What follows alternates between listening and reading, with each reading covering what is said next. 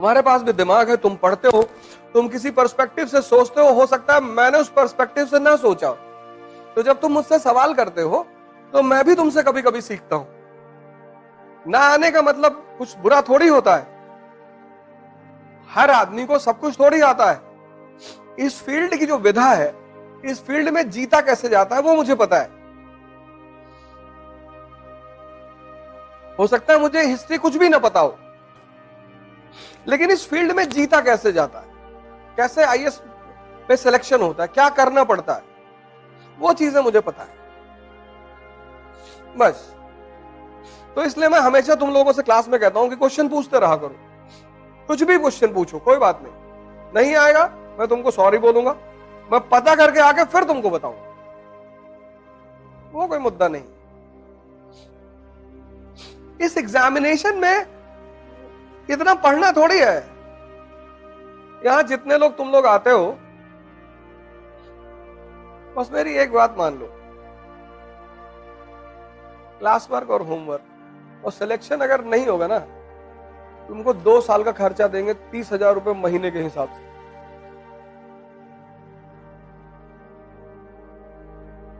तुम क्यों टेंशन ले रहे हो यार? आज इकरा में मान लो 100 लोग आ रहे हैं, ठीक है, बहुत आ रहे हैं।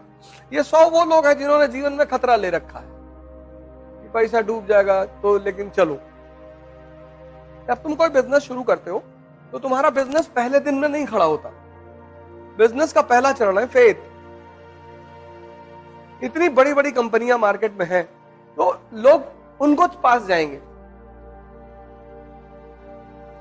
जब आदमी पैसा देता है वो कहता है कि यार जिसका नाम है उसके पास चलो। नहीं, लेकिन जब तुम यहां आ ही गए हो, पैसा खर्चा ही कर दिए हो, तो मेरी एक बात मान लो, क्लास वर्क और होमवर्क उससे ज्यादा कुछ मत करो तुम। और न्यूज़पेपर, गारंटी तुम्हारा सिलेक्शन होगा, गारंटी।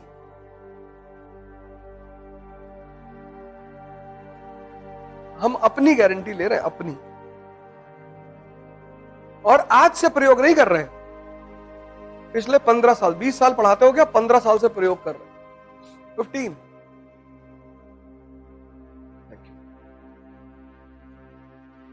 चाय है?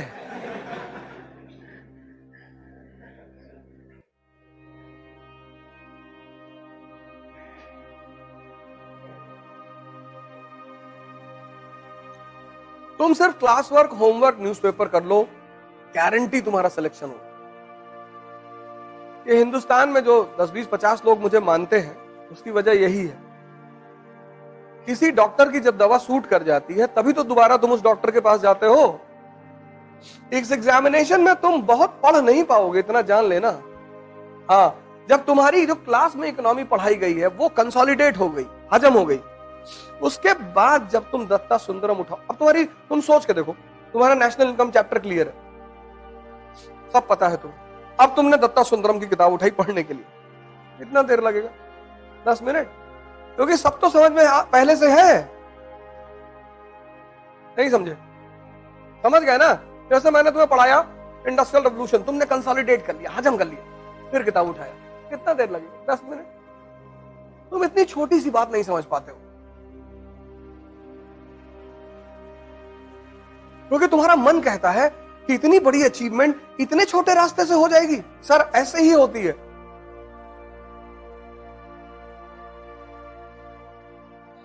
जितनी बड़ी बड़ी अचीवमेंट है उनके छोटे छोटे फॉर्मूले हैं, जितनी छोटी छोटी अचीवमेंट है उनके बड़े बड़े फॉर्मूले हैं।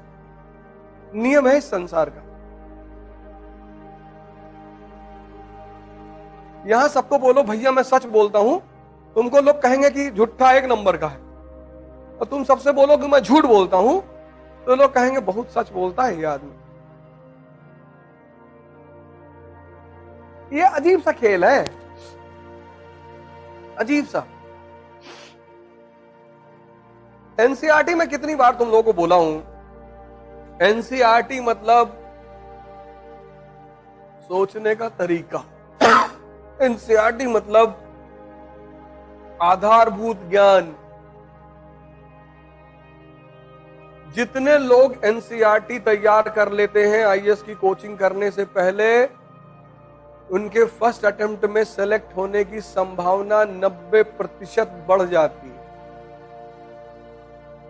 क्योंकि जब तुम्हें पता है कि लोकसभा क्या है, राज्यसभा क्या है, तुम इमेजिन करो तुम पॉलिटी की क्लास में जाके बैठे तो तुमको पता ही नहीं लोकसभा क्या है, तो टीचर जो समझाएगा तुमसे कनेक्ट हो पाएगा? नहीं होगा। लेकिन अगर तुम्हें पता है तो तुम कंसंट्रेट करोगे।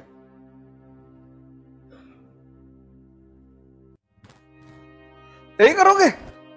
फिर तो 50% तुम सीख के आए थे और 50 तुमने क्लास में सीख लिया। जड़ मजबूत हो गई कि नहीं हो गई? किसी को भी आईएएस बनना है पहले अटेम्प्ट में, वो अपनी एनसीईआरटी पर कमांड बना ले।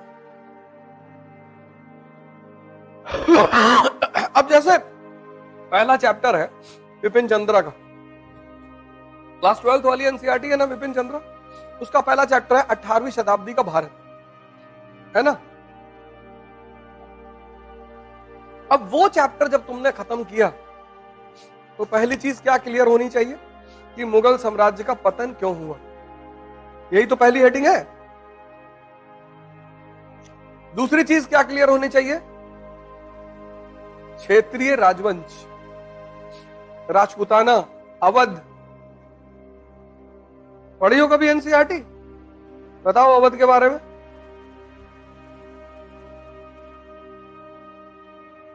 तुमने पढ़ा ही नहीं। बस तुमने पढ़ा इस उद्देश्य से तुमने इस उद्देश्य से तुमने नहीं पढ़ा। तुमने पढ़ा, मैं ये नहीं कह रहा तुमने नहीं पढ़ा, तुमने पढ़ा, पर तुमने उद्देश्य विहीन होकर पढ़ाई की। तुम्हारा पढ़ना बेकार चला गया, तुम्हारी मेहनत बेकार चली गई।